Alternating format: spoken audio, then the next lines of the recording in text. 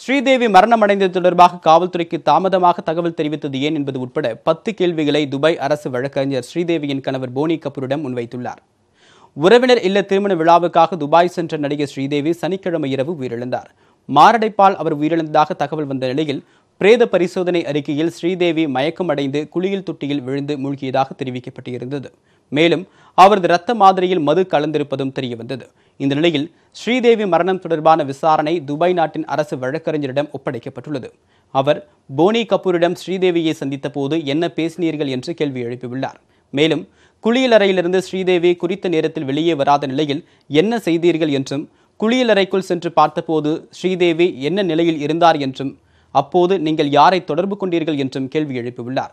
மேலும் சம்பவம் தொடர்பாக துபாய் போலீசாரிடம் உடனடியாக ஏன் தகவல் தெரிவிக்கவில்லை என்பது உட்பட 10 கேள்விகளை எழுப்பியுள்ளதாக தெரிகிறது. இதன் காரணமாக ஸ்ரீதேவியின் உடலை ஒப்படைப்பதில் மேலும் தாமதம் ஏற்பட்டுள்ளது. உடல் முறைப்படி உறவினரிடம் ஒப்படைக்கப்பட்ட பிறகே பதப்படுத்தப்பட்டு இந்தியா கொண்டுவரப்படும் என்றும் தெரிகிறது.